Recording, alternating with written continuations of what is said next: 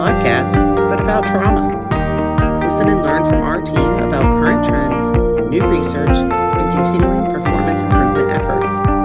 This education is eligible for CNEs. Successful completion includes watching or listening to the entire session and completion of the attestation and evaluation. The link for the evaluation and attestation is located at the end of this video. We hope you enjoy. Please let us know what you think.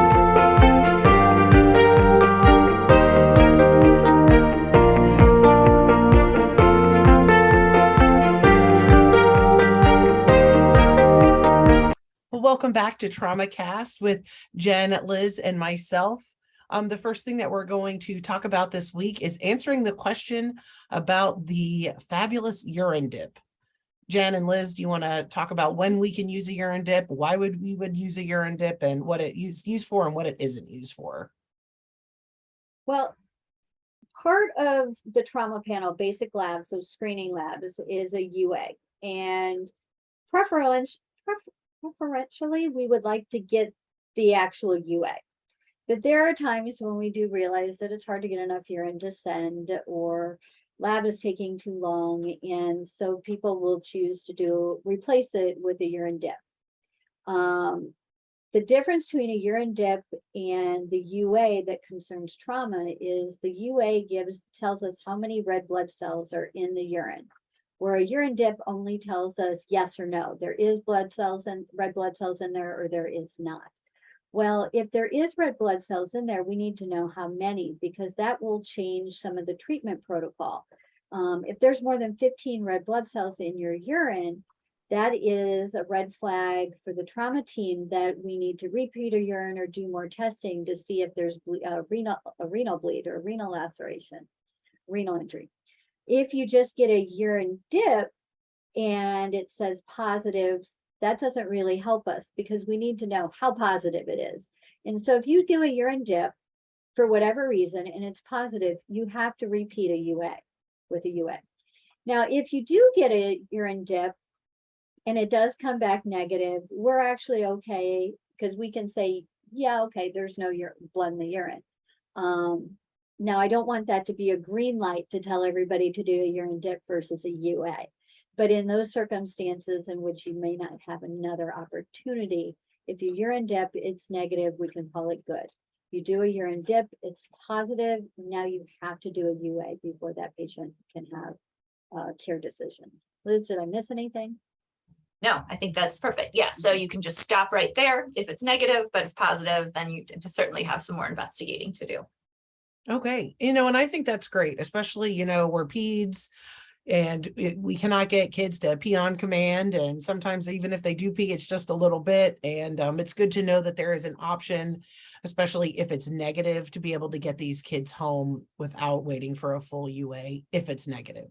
But if positive, we've said in the past, a whole other thing. Yeah, it's not convenient, but in the same way, I mean, we certainly have picked up on, subtle kidney injuries or pelvic fractures in the past. So it's something, for completeness, it has to be done. And again, not terribly convenient, but really is in the best interest of the patient. We picked up on bladder injuries too, right? Because of that. Yeah, blood in the urine. Okay, well, now that we have followed up our question from last TraumaCast, this week we're going to talk about blood products in the code room, what we have, and when to use them. So for a while, we have the blood fridge, and that was like one of Jen's favorite pieces of equipment that holds life-saving product in our code room. And Jen, do you want to tell everybody what we now have in the blood fridge as well? Well, exciting news. As of yesterday, August 22nd, thawed plasma was added to the blood fridge. And I can't remember if there's 3 or 4 units of thawed plasma that was added in. Now, the difference between the red blood cells we have in there and the thawed plasma, just so nobody freaks out, the red blood cells is always O negative. O negative is that universal, everybody can get it. Plasma works differently. Plasma, the universal plasma that everybody can get is AB plasma. So when you pull the plasma out, You may see that it is AB or you may see that it's A. Either of that is okay, but I can guarantee you, you will not see O plasma. And it doesn't have an RH factor, so there is no negative or positive. So yes, plasma came, and the beauty of having this plasma is now when we start massive blood transfusion, we can give red cells and we can give plasma. So we're going to be more equipped to have a 1-to-1 ratio as we need to transfuse these kids that are have multiple injuries and are bleeding. So when we talk about, now that we have plasma, how much time do you think that shaves off for a patient actually getting it? Like, how long did it take before to get plasma down to the code room? That will shave off between 12 and 20 minutes on average. That's a long time. Yeah, so it really is improving our ability to not only manage the oxygen carrying capacity, which we're doing with the red blood cells, but it also gives us the opportunity to manage that coagulopathy that these kids developed after they're injured. And so when we talk about that 1-to-1 ratio, it's that yellow to red ratio that's keeping our kids, that'll help them get more hemostatic. So Jen, would a patient in the code room ever need plasma and not red blood cells? Yes.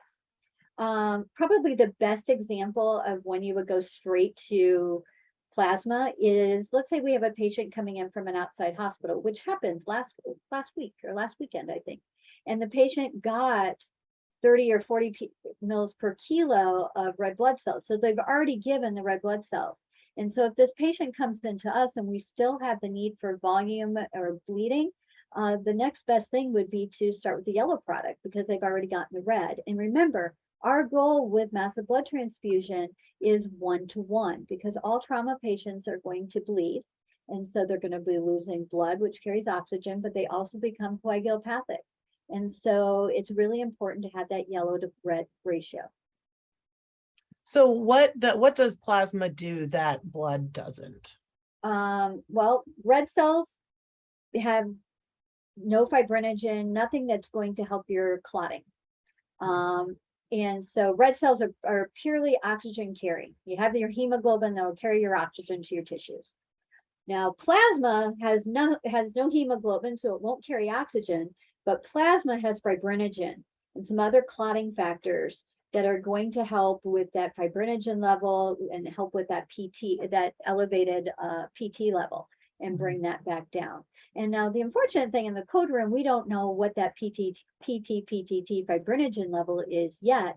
But if we're dealing with a patient who we know is bleeding, you can assume that those are probably going to be elevated. And if we're giving red blood cells, guess what we do to the fibrinogen and clotting ability? We're going to dilute it out. So we want to make sure we replace it. And so we can keep that at the same level. I like to look at blood and plasma like ketchup and mustard on a hot dog, the red and the yellow. You want, if you like ketchup and mustard, you want to be able to taste both of them, right? And if you have too much ketchup, you can't taste the mustard. If you have too much mustard, you can't taste the ketchup. The same thing's happening in your body. If you have too much red, the yellow won't work. If you have too much yellow, you're going to dilute out the red. So we want to give it in that 1-to-1 ratio so they can have equal tasteability. How's that for a good example? I like that. So if So good. so in the case of a patient that got like 40 mils per kilo of blood, do you and Liz, maybe you can explain how to order this. So if a provider wants to order plasma after a kid's gotten 40 per kilo of blood, like how do you know how much to order and how much should be given of the plasma? Because it comes in those pre-done bags, but how do you order and how do you tell people like how much to give? You know, Jen, you might have to help me out with this too. Obviously you can launch a blood bank order set. What is it, 10 per kilo? Is it 20? I'm not really sure. It's 10 per kilo. I would just basically tell staff to, as they're putting the orders in Cerner, just launch some massive blood protocol. And will that it up if they've already gotten red cells? Yeah, and that's fine because the blood bank knows that we have red and yellow downstairs, we have the red cells and we have fibrinogen. So we have all of Pack A, and we can start in with Pack B, because if you think about it, Pack A is the red cells. That's all Pack A is. So we're going to start by giving red cells. If they've already gotten that at the outside hospital, we'll start directly with Pack B, and we have the plasma to get us started. And then blood bank will send a cooler with more red and the platelets. And so you just kind of have to figure out where you're at in the whole massive transfusion, or if you're on Pack A or Pack B, and put the order in accordingly. And honestly, if you put it in and you're not quite sure, the clinical team should be able to work that out, as long as they have stuff coming. So, you know, you have the red and the yellow to kind of choose. If they got the red cells at the outside hospital, we'll start with the yellow. And after we have the yellow in, then we can run more red while we wait for the cooler to come down. So I wouldn't get too tied up in the ordering process. Okay. I'll come out in the wash. So it's just, I feel like it would be good for like our NALs to know that, you know, if somebody already had red and now they just need, like, we're going to start with yellow, like just order the MBTP Yeah. and like let things go. Yeah. As Order they're it per weight, just let it go. The clinical team in the room will kind of figure out where they're at. And as long as the product keeps coming, it's okay. And we want it balanced, right? Yes. So we could probably use what they already had as a starting point, and then again, Absolutely. just keep the balanced resuscitation in mind. Right. And everything depends on like how the patient's doing and like what the situation is there. Now, there may be a question for people watching this, that if you look at our Pack A, which is just red cells, and you look at our Pack B is red cells, plasma, and platelets. So if the question comes up, so why aren't there platelets downstairs to have a full Pack B? The reason platelets are not downstairs, and they never will be down in the emergency department, that if you keep platelets, they have to be kept on an agitator. And to put an agitator in that fridge is not fun. Also remember, platelets are a very low volume. And so it's not like you're going to have that, they won't help with that volume resuscitation. So if we can just get the plasma started as that yellow component, that's going to help with the coagulopathy. And the platelets, we'll definitely get those in, but they're not as imminent as getting the plasma started. Okay, so say that we have a patient that comes in that you know, we're concerned for bleeding, and the massive blood transfusion protocol is ordered, and we are all happy because we have red product, we've got yellow products, we've got the ketchup and the mustard. How do we right now, how can we give our red and yellow product? How can we give them? Well, today you could use the level 1 rapid infuser, and you would give a bag at a time or a unit at a time. Or you could do push pull, hopefully with a fluid warmer, so we could give it warm. Does it always have to be given warm, or is it just preferred? Boy, that's a tough question. If in my perfect world, it would always be given warm. And but we don't. does the mustard need to be warm too? The plasma you can warm, platelets Okay. you would not. Okay, so we want to always have warm red product and warm plasma. So warm pRBCs and warm plasma. Yeah. Platelets we don't warm. Don't warm. Okay. And cryo you don't warm. And so right now you can do push pull, but if you did push pull, it still has to, does it have to go through filter tubing? Okay, so they have to put the blood filter tubing on and then push pull from that, or in the rapid infuser. And the rapid our level 1, there's the blood filter in that, correct? Yes. And the plasma can go on the same Yes. one. Do you have to switch out tubing when you do that? Nope. No. Okay. So and what's our average time right now that it takes our staff to like set up a level 1? About 10 minutes. It's a long time. Yeah. It's almost as long as it takes the plasma to get downstairs before it was in the Well, and that's one of the reasons that for a trauma set attending, we are asking that the rapid infuser be set up beforehand, because we have, first of all, we've recognized that it is not easy to set up. It's not intuitive, and people don't do it very often. And so it's difficult.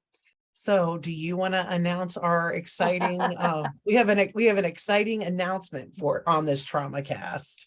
Yes, matter of fact, I just got the confirmation email today that funds were approved through Capital Dollars, and 5 Belmont rapid infusers are being ordered.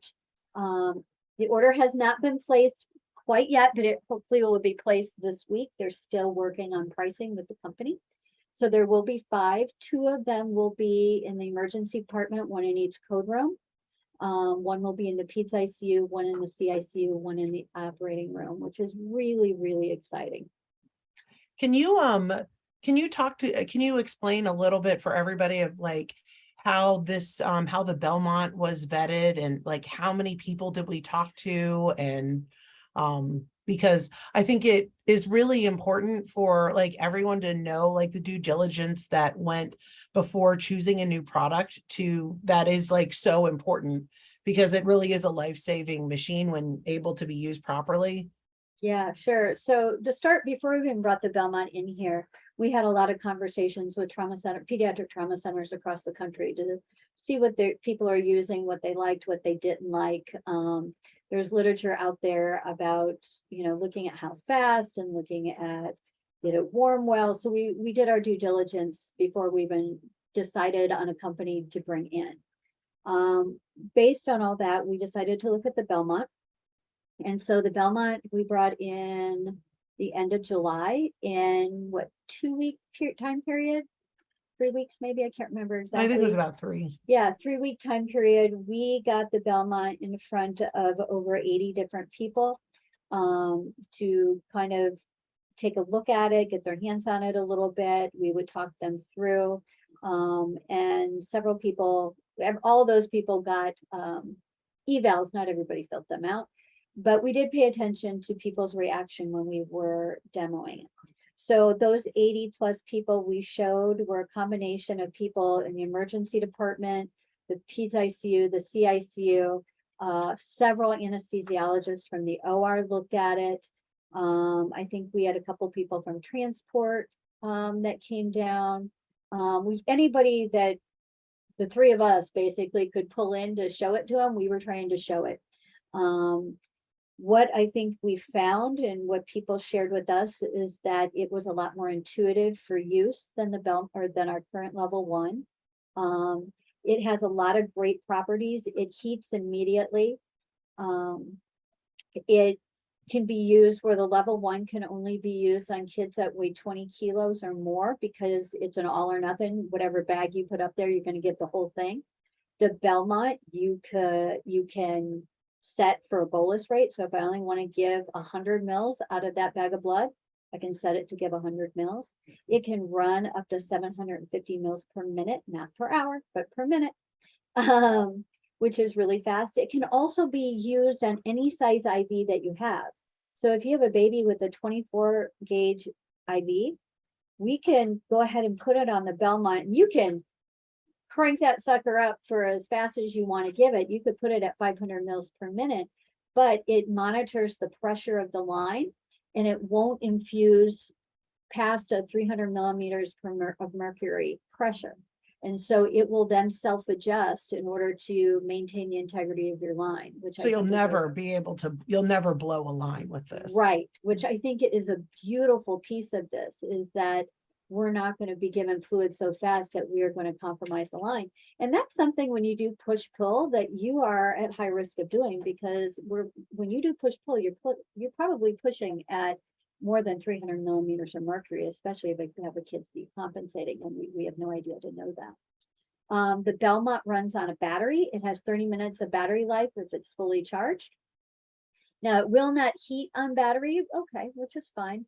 And it only runs at 50 mils per minute, but 50 mils per minute is still pretty fast in the whole scheme of things. And so I don't see that as a negative. I see it as a positive, is that this 30 minutes of battery life, it gets me from the code room to the OR, or the OR to the ICU, with volume. It still needs to be plugged in all the time. Absolutely, in between use and during use.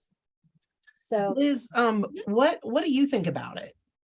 As from a provider perspective, I was kind of I guess outside of the world of the level one until I started working in the trauma office and really saw how clunky this piece of equipment was. I was completely blown away by a couple of things. Number one, that again, everyone who initially got their hands on it, I mean, everyone was in awe of how cool this machine is. Yeah. Touch button technology, the fact that there is, there's a rep for problem solving all the time. This cool video of how to set it up is on a QR code on it. So I was really just impressed with the technology. It's such a world of difference compared to the level one. And really you set it up too. I thought what was so interesting is how, again, everyone was so excited about how important this piece of equipment was that folks were really willing to work together to play with different types of IV hubs and figure out how fast it could go through extension tubing, for instance. So I was really most excited about the enthusiasm of everyone who had their hands on it. So yeah, it's a tremendous piece of equipment. How did you feel setting it up like for the first time? Like, what did you think about like from start to finish? Like, what did you think?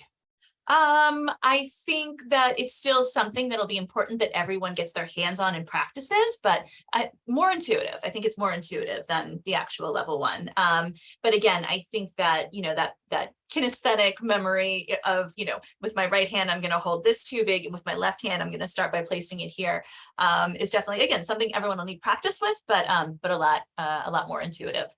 I really liked the red to red, blue to blue. That really made sense to me. I'm a color person anyway. I feel like I would never take it out of the packaging the same way somebody else would, but I love the matching the colors and that the steps are in order and they make sense to me, like as a person, like putting the machine together. I also want to say we did use the Belmont on a real patient during the trial. We had one of the ED charge nurses who took time to really do a competency with it and was able to pull it out and use it on a trauma patient. And for the most part, went really well. And everybody in the room was shocked how fast we were able to give volume and how easily we were able to give volume. Did they travel with it? No. So what Okay. happened, they wanted to go to CT and the nurse said, give me 30 seconds to finish this blood. And they were like, well, can't we go now? He goes, literally, this will be done in 30 seconds. And it was done before the conversation was over. And he pushed to have them wait that 30 seconds because he wanted to continue the volume, the bolus, hot versus cold. Oh, that's awesome. And that 30 seconds that's amazing. Yeah, and they were able to do so. So then they were able to go unplugged. So I think we're just going to go through a few questions about like that some people may have about the Belmont and like what's the difference between the level one and the Belmont. Jen, you already talked about quite a few about like you can use it for any age. You can use it with any size catheter. So about priming. So this is a big difference. Can you explain the difference between priming the level one versus what priming the Belmont's going to look like? So to prime the level one, for those of you who've had your hands on it, you have to remember that you had to prime both sides. You had to do one side and then you had to make sure you prime the other side. And this is out of the machine. Out of the machine. Yeah, before you even plugged it all in. And then you basically, before you moved all the wires to where, or plugs where they needed to go, you had to prime the whole thing. It was always a tough one to teach people. People struggled, I know, as we taught priming. Now with the Belmont, you put all the tubing in place, get it together, and then there's two different primes. You have machine prime and you have the patient prime. So you put the tubing in unprimed, empty prime. You don't have anything attached to the tubing. You just put the tubing in the machine. Yes. Now do not hook it up to the patient yet, but the tubing is all hooked into the machine and you will hit a button that says prime and it will prime the machine. And there's like an air valve so it gets all the air out and it fills the machine. Once you have that done, it will tell you it's done. It takes about 100 milliliters of fluid to prime the machine. And then the next button that comes up that says patient prime, and you hit the patient prime button, and it's kind of like the NG tube machine that you can hit it and it'll slowly go, but if you want it to go fast, you can just put your finger on it and it'll hurry up and prime the patient side. Once the patient side is primed, then you can go ahead and hook up to the patient and you're ready to go. So it's 2 buttons. Very So easy. yeah, like at first, like a couple people, when we were showing this to everybody, seemed a little bit overwhelmed that there was a screen that they were going to have to interact with. But once people saw that the screen literally tells you exactly like step by step what to do, people were like, oh, okay, well, this is fine. But I think that's like one thing that we really have to remember and stress, that this is a big practice change, that it is like you're putting the tubing into the machine without connecting anything. And then the machine will tell you when to connect and when to and what steps to go through. So stuff that can be run on the Belmont. What's the list? What's on the yes list? Blood. Yes, blood. Okay, we got blood. Plasma. Plasma. So we got ketchup, we got mustard. So we got blood and plasma.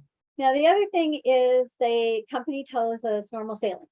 Okay, normal saline. So those no- 3 things, those are the now- big 3. Those are the big 3. I had somebody ask me, why not LR?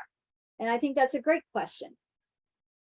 And technically, there is not a problem with it running LR. But remember, the only thing that supposedly is compatible with blood is normal saline.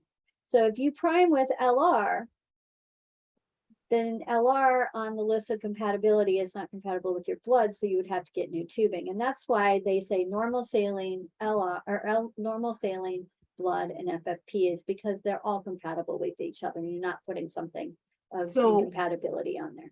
Can you put platelets on the Belmont? No. Okay, so no platelets And no cryo.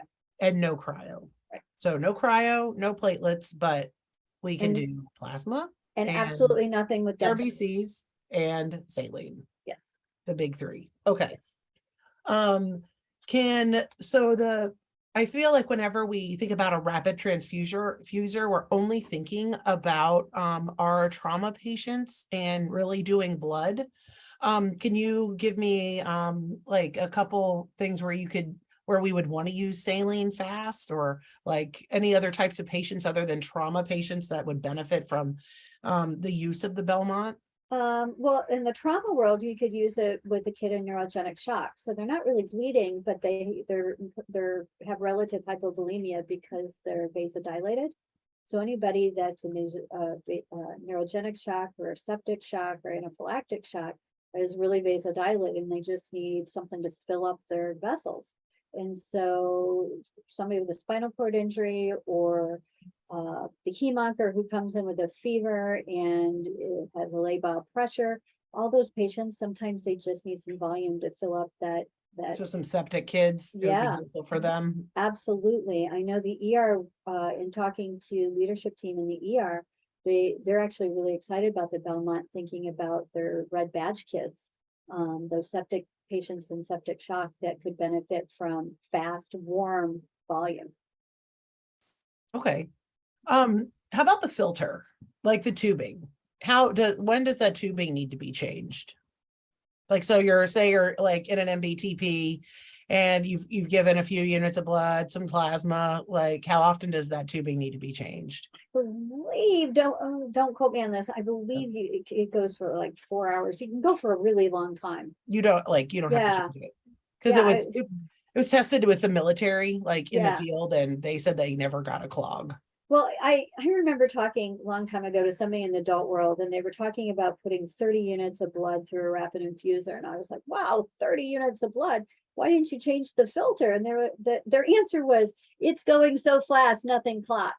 Yeah. And when you think about it, it makes sense. When Yeah. you're going at 500 milliliters per minute, nothing has a chance to clot. It doesn't stop. So if you have a patient in the ICU and they have like a triple lumen femline, is like that sounds like that, as a former PICU nurse, I loved a triple lumen femline. I was like, yeah, I got access for days. I got my train. I got it on 2 lines. I can run all the things. Is this a good access point for the Belmont?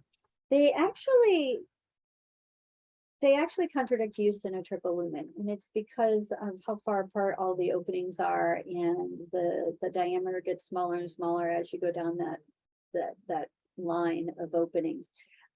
It's not that you can't use it, but it's not going to work how you want it to. So it's So- designed to be attached from like tubing to the hub of an IV. Mhm. So it's close. So you don't want to like increase the resistance of the flow. And a triple lumen, as great as it is for like giving a ton of meds, it's not great to push a bolus in Yeah. because it's like longer and smaller. Right. So what if they had a cordis? Cordis is beautiful. Or what's another name for a cordis? And what is a cordis? Let's talk- Trauma line. A trauma line, a cordis catheter, a percutaneous sheath. It's a 1 lumen large bore central line that can go in the femoral. It can go like an EJ kind of thing. But it's nice large bore. It's something that'd be great to use on a teenage. You'll see them on some of our teenage patients who need a lot of volume resuscitation. We have them small enough you can put them in some young children. People don't necessarily tend to go cordis right away here. A lot of times we'll see IOs instead. Mhm. And an IO is great, but it's definitely not as large bore as a cordis. So if you really need to give volume fast, the reason they're called, people refer to them as trauma lines, is because when you're losing a lot of blood really fast, they're probably the best line there is to be able to replace it really fast. Okay. What about so a common practice for I think anybody who works in a pediatric hospital is once we get an IV, we want to save that IV. And part of saving that IV is we always connect extension tubing, like the T connectors, like all the IV insertion kits have that connector. So it's like, you know, the little bloop that's attached to like the blue clave and all of the things. So any thoughts about using the Belmont with that with the T connector or with the blue clave? Like how do we handle that? Liz, I'm gonna give that one to you. Yeah, well, yeah, Cindy, I think you may recall we did some experiments with it. And in fact, so ideally, the Belmont gets all the way hooked up to the hub of the needle, but that's really not practical. It's going to get messy. I think, you know, our whole team came to that conclusion. So yeah, that T connector is going to slow things down incredibly. So little extension tubing, okay, but that T connector with the blue hub, really it cuts that infusion time down by at least half, wouldn't you say? Yeah. It depends on the size of the catheter. So we tested with like 22s. You know, the company came in and they wanted to test everything with an 18, and we're like, a children's hospital, like let's get rid of the 18. I mean, we get really excited and give each other high fives when we get an 18, but we tested with a 22. We tested with a 22 with the blue clave, and we tested the 22 with the T connector and the blue clave. And we found that probably the best thing to do is just put the blue clave on the hub and connect the tubing right to the blue clave. Now, if you can't, you can't. Just know that you're going to be able to go a lot faster if you don't have that extra tubing. But the Belmont does have extension tubing that we will be purchasing with the machine. And because right now the end of the Belmont tubing, it's a pretty short tail from like patient side to the actual machine. So we will need that tubing. And their extension tubing is different than ours because the circumference is the same circumference as the Belmont tubing. And that's what allows the rate to be unchanged when it goes to the patient. So I think that this is a good time to wrap up.